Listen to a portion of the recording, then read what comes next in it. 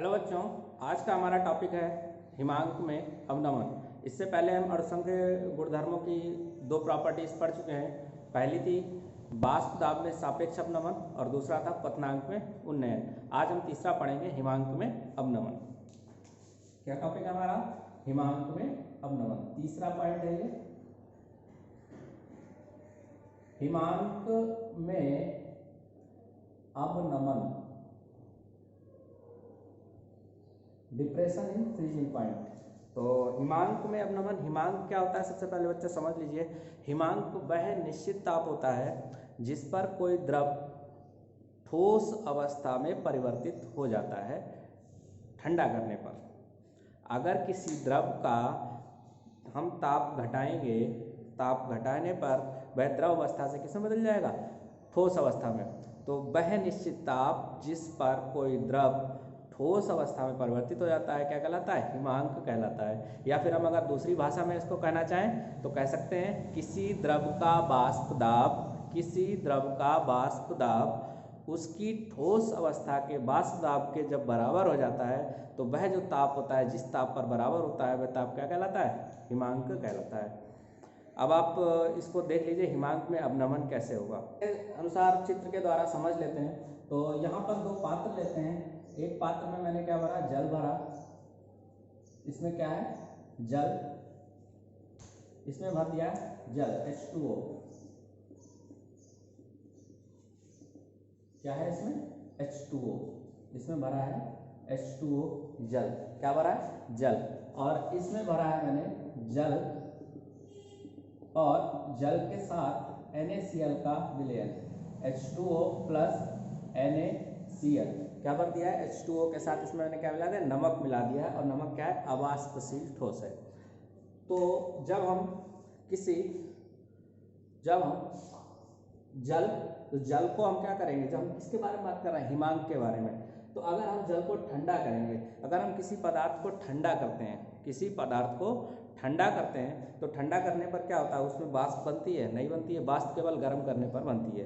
तो वाष्प जब बनेगी नहीं, तो जो वाष्प कम बनेगी तो क्या होगा? वाष्प दाब में कमी आएगी, अपने आप कमी आएगी। अगर हम उसमें कोई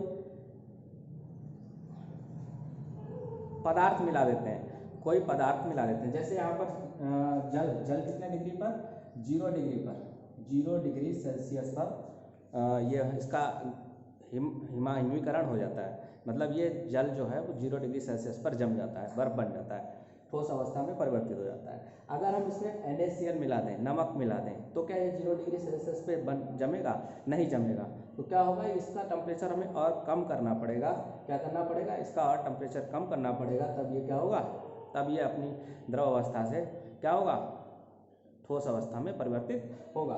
तो यानी हम यहाँ पर क्या कर रहे हैं? यहाँ पर आपने देखा क्या हो रहा है? यहाँ पर क्या हो रहा है? यहाँ पर जो NaCl मिलाने पर H2O के हिमांक में क्या हो रही? कमी आ रही, कमी। इसी कमी को हम क्या कह रहे हैं? हिमांक में अवनमन। अरे कब हो रहा है? जब हम किसी शुद्ध विलायक में क्या मिला रहे हैं? कोई विलेय मिला रहे हैं। क्या मिला रहे हैं? कोई विलेय मिला रहे हैं। तो मान लिया, जैसे यहाँ पर जो 0 डिग्री सेल्सियस ना लेकर के मैं इसको मान ले रहा हूँ TF। क्या है? TF। ये TF1 है। क्या है? TF1।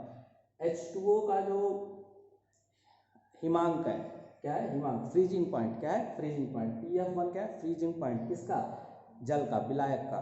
तो जो TF का विलायक TF1 है वो किसका? H2O का फ्रीजिंग पॉइंट है, हिमांक है। और यहाँ पर जो TF2 होगा, इसके लिए TF2 वो किसका होगा? उस विलयन का होगा जिसमें H2O में क्या होगा? NaCl घुला होगा। तो ये TF2 किसका होगा? विलयन का। तो यहाँ पर क्या होगा? जो TF2 होगा वो विलयन का होगा और ये किसका होगा? विलायक का, शुद्ध विलायक का।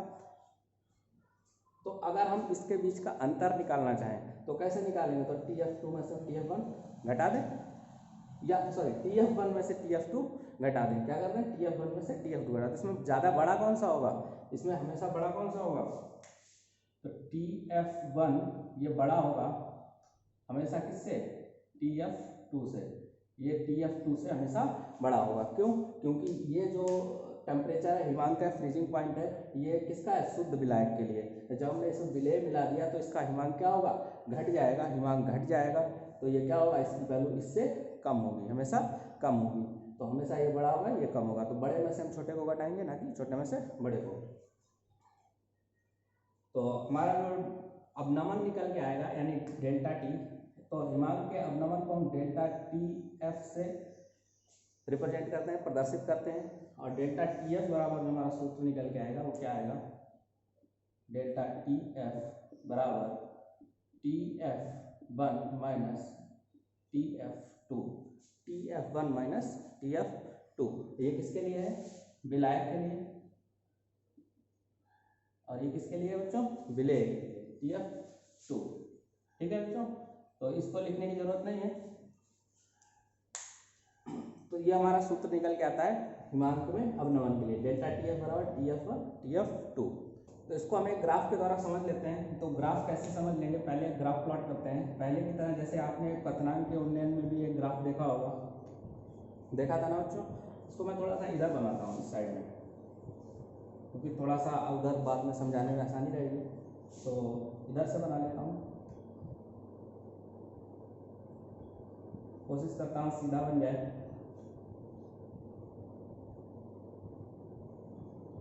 ये हमारा एक ग्राफ बन रहा है। इस ग्राफ में नीचे क्या होगा, टेम्परेचर होगा, ताप, क्या होगा, ताप। नीचे की साइड में क्या होगा, ताप, और ऊपर क्या होगा, वाष्प दाब।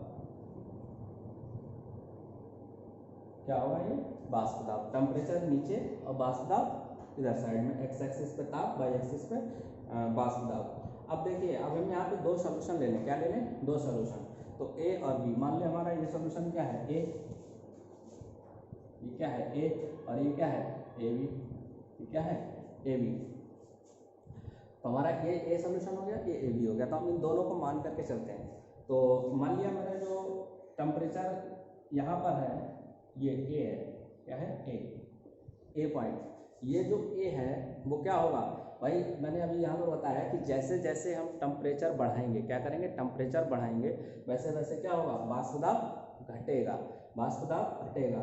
तो हमारा ग्राफ अब नीचे से ऊपर के लिए नहीं मिलेगा, कैसा मिलेगा, ऊपर से नीचे के लिए। कैसा, ऊपर से नीचे के लिए। यानी हमें टेम्परेचर भी घटाना पड़ेगा, और जैसे जैसे टेम्परेचर हम घटाते जाएंगे वाष्प दाब भी क्या होगा, नीचे नीचे घटेगा। टेम्परेचर घटाने के साथ साथ वाष्प भी नीचे घटेगा। अच्छा, आपने देखा था जैसे जैसे हम टेम्परेचर बढ़ा रहे थे क्या हो रहा था, वाष्प दाब बढ़ रहा था क्वथनांक के उन्नयन में। लेकिन हिमांक के अवनमन में क्या होगा, हमें टेम्परेचर को घटाना पड़ेगा, क्योंकि हम हिमांक की बात कर रहे हैं। तो टेम्परेचर क्या करना पड़ेगा, घटाना पड़ेगा। और टेम्परेचर जब हम जैसे जैसे नीचे घटाएंगे वैसे वैसे वाष्प दाब भी नीचे घटेगा। तो जो ग्राफ हमारा पहले ऊपर के लिए गया था, अब किधर के लिए जाएगा, नीचे के लिए। कैसे आएगा, कुछ इस तरीके से। मान लिया ये इस तरीके से आया, ठीक है, मतलब यहाँ से स्टार्ट होगा और यहाँ तक आएगा। ये स्टेट हमारी कैसी होगी, लिक्विड स्टेट होगी। कैसी होगी, लिक्विड स्टेट, द्रव स्टेट होगी। क्योंकि अभी कैसा है, द्रव स्टेट में, अभी ठोस में परिवर्तित नहीं हुआ। लेकिन यहाँ पर एक अवस्था ऐसी आएगी, कैसी आएगी, यहाँ पर मान लेते हैं ये जो अवस्था है, ये अवस्था, इस अवस्था के बाद ये क्या होगा, ये अपनी अवस्था को परिवर्तित कर देगा। मान लिया ये क्या है, यहाँ पर ये हमारा डेल्टा टी एफ वन क्या है, sorry, delta T F one किसके लिए, H2O के लिए, क्योंकि हमने विलयन ए के लिए माना है। ये यहाँ से मैंने स्टार्ट किया, टेम्परेचर घटाना शुरू किया। टेम्परेचर घटाने से क्या होगा, देखो टेम्परेचर इधर घटाया, वाष्प दाब अपने आप घटता चला गया। तो यहाँ आकर के क्या होगा, ये यहाँ पर हिमांक हो जाएगा टी एफ वन, यानी ये कौन सा पॉइंट है, ये इस विलयन का हिमांक है। तो इस बात, अब ये लिक्विड स्टेट में नहीं रह जाएगा, अभी किस स्टेट में आ जाएगा, सॉलिड स्टेट में। किस में आ जाएगा, सॉलिड स्टेट में। अब सॉलिड स्टेट में आते ही ये ग्राफ इसका कैसा हो जाएगा, बिल्कुल नीचे आ जाएगा। क्यों, क्योंकि इसका वाष्प दाब क्या होगा, एकदम घट जाएगा। क्या होगा, एकदम घट जाएगा। तो अब ये कौन सी अवस्था है, सॉलिड। कौन सी अवस्था है, सॉलिड।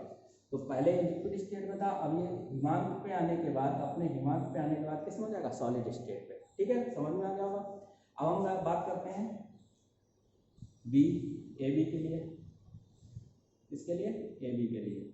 किसके लिए, ए बी के लिए। तो ए बी का मान हमेशा किससे कम होगा, ए से कम होगा ना, कम होगा कि नहीं होगा। तो हम किसका ले लेते हैं, पॉइंट, टेम्परेचर यहीं से स्टार्ट करते हैं, लेकिन वाष्प दाब क्या होगा, हमेशा उसका कम होगा।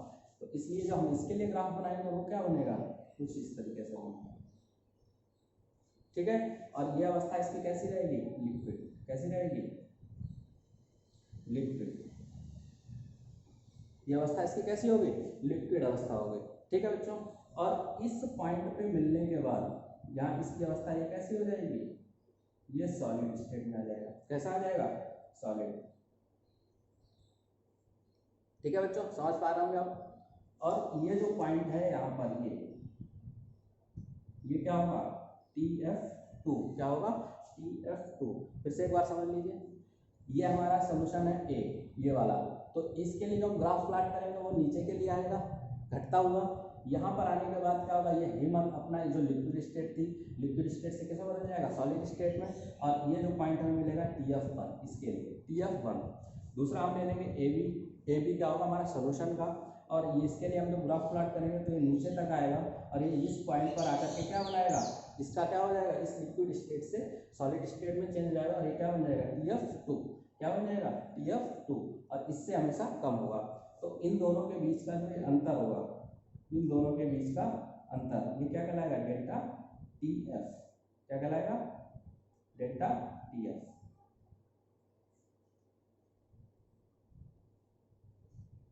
डेल्टा TF, इन दोनों के बीच का अंतर हमेशा क्या कहलाएगा, डेल्टा TF। हिमांक में अवनमन, हिमांक में कमी। तो ग्राफ आपको समझ में आ गया होगा। ग्राफ पे आगे बढ़ते हैं।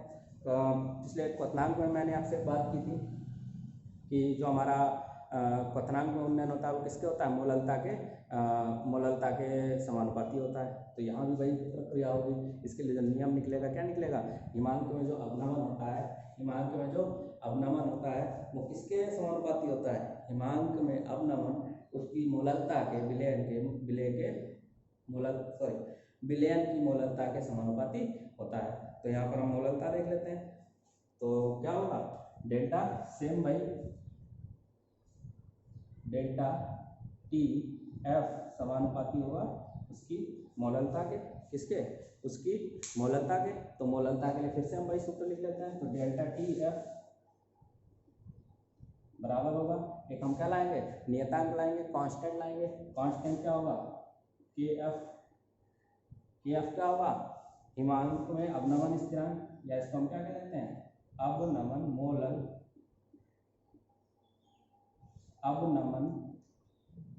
स्थिरांक। क्या कह देते हैं, मोलल अवनमन स्थिरांक।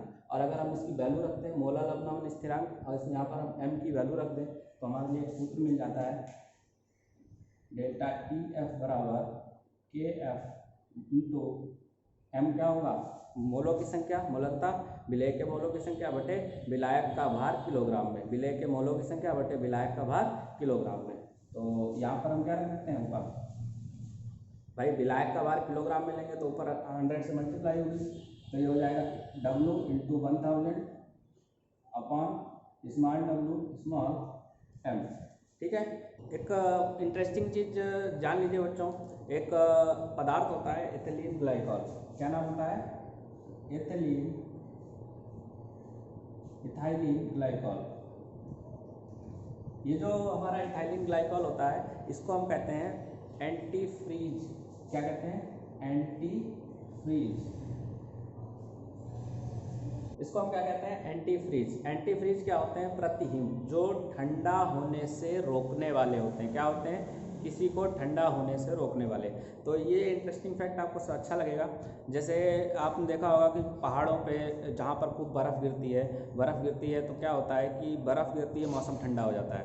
मौसम इतना ठंडा हो जाता है कि वहाँ जो पानी होता है वो भी क्या होता है, जम जाता है। अब ऐसे में मान लो जो हमारी गाड़ियाँ हैं, मोटर गाड़ियाँ हैं, उसमें जो रेडिएटर होता है, रेडिएटर में पानी भरा जाता है। रेडिएटर में जो पानी भरा जाता है उस पानी को ठंडा होने से बचाने के लिए उसमें क्या डाल देते हैं, इथाइलिन ग्लाइकॉल मिला देते हैं, कूलेंट मिला देते हैं। वो क्या होते हैं, एंटी फ्रीज का काम करते हैं, जो उसको हिमांक के अवनमन नहीं होने देते हैं। और वो क्या होते हैं, हिमांक के अवनमन मतलब उसके जो हिमांक है उसको और घटा देते हैं। मतलब कितना भी टेम्परेचर नीचे चला जाए वो जो पानी है वो क्या होगा, जमेगा नहीं। अगर पानी रेडिएटर के अंदर जम जाएगा तो क्या होगा, रेडिएटर फट जाएगा। तो क्योंकि जो पानी है उसका आयतन कम होता है किसकी, बर्फ़ की अपेक्षा। बर्फ़ जैसे ही पानी बर्फ़ में बदलेगा उसका आयतन बढ़ जाएगा और रेडिएटर फट जाएगा। तो रेडिएटर को फटने से बचाने के लिए क्या करते हैं, उसमें एंटी फ्रीज मिलाते हैं। तो एंटी फ्रीज इसलिए मिलाते हैं क्योंकि वो उसका जो हिमांक है वो घट जाए, यानी कि और नीचे टेम्परेचर चला जाए, यानी कि जो H2O है वो बर्फ़ में बदल ना पाए, उसका जो कन्वर्जन है H2O का वो सॉलिड में ना हो पाए।